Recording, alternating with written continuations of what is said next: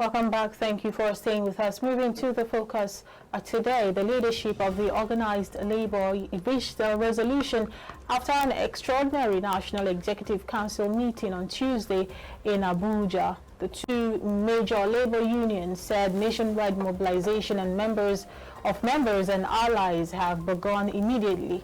The action by the Organized Labour followed the brutalisation of NLC National President Joe Ajaero last week in Imo State.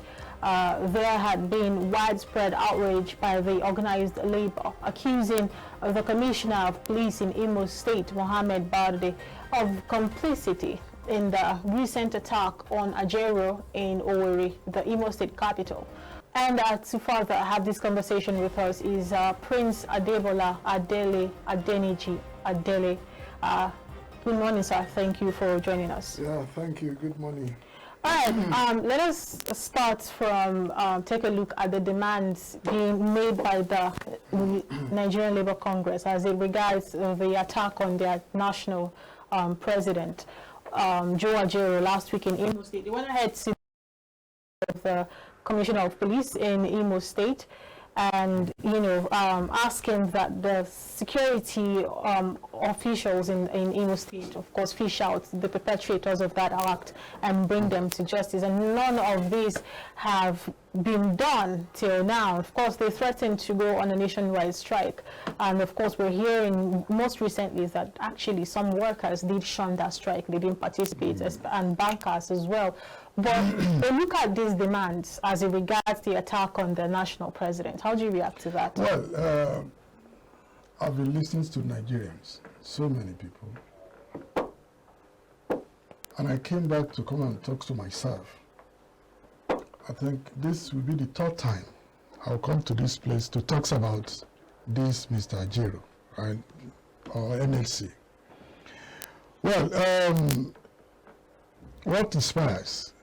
In Imo State, we are not there, and we have not yet heard the truth of the matter. That's the truth.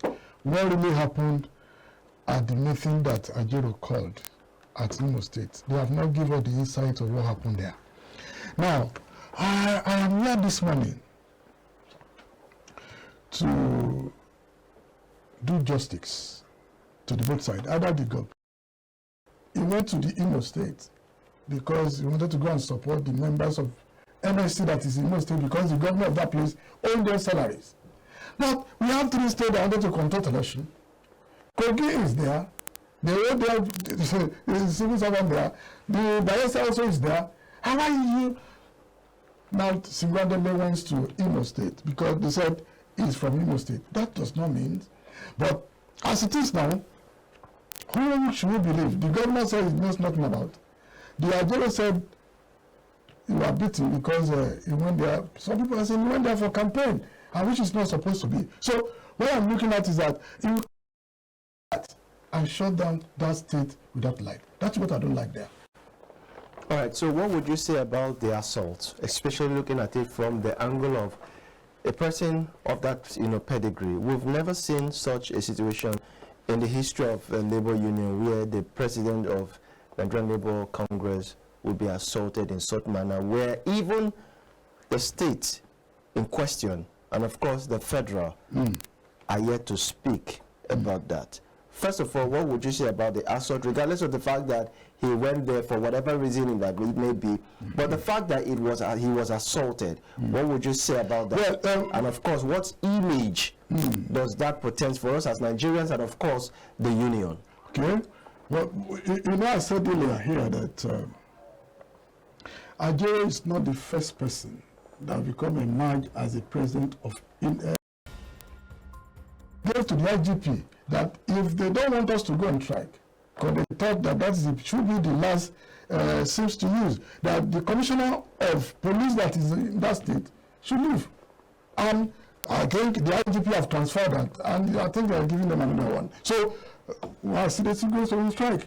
So, what I'm saying now is that the Ajaero himself, he has not told us the agenda that he wants. I'm sorry, but you keep mentioning that he went to Imo State and the agenda of whatever he went to Imo State to do. In your earlier submission, you also said that there are 3 states that will be having off-season elections come Saturday, and you don't understand why he had to go to Imo State. The fact that he went to Imo State and we don't know the agenda for which he went there, does it make it okay for a citizen of the Federal Republic of Nigeria to be attacked? And for not just any citizen, the national president of the labor union in Nigeria, recognized national body, to be attacked, and we haven't heard anything from the governor of the state and the president of the presidency or whoever is up there, right? Whether Ajaero was attacked in Enugu or in Sokoto or in Taraba, it still doesn't make it okay, the destination or the place where he was at the time. And whatever his agenda is, he is a citizen. He reserves the right to travel to any part of the country for whatever reason that he wishes. There is freedom of association and freedom of meeting and gathering. So what does it have anything to do with his attack and the fact that people who should speak aren't, they're keeping mum about it? You are very correct with that. Very, very correct with that. But what I'm saying is that he is coming to that place. He is not the first citizens of that state, which is the Imo State. The first citizens of that state is the governor of that state. The governor of that state knows that he's coming to that place. To do what? Because the position that they find themselves with, the rumor we are hearing, probably maybe we should not hang on that rumor, is that he went to come and campaign for one political party, which is not supposed to be. Then I didn't do that as he come now, as he went to that place, he was with. That makes it. That makes it okay for him to be attacked. No, I'm not saying so. I'm not saying it's good. But what I'm saying is that if there's a hidden agenda within themselves, we are not at Imo now. We don't know how hot that place is. We don't know what is going on. It's until when we see the reports of Ajaero came to Imo State to meet the labor people, and we are the inner rooms of where we are holding our meeting before this hoodlum or whatever that came to come and beat us. But the government has denied it. They are denying that we did not know anything about the beating of Ajaero. Who are the people that do it? So that's what we are going to give to the government. Is the government know that Ajaero is coming to that state? Coming to do what?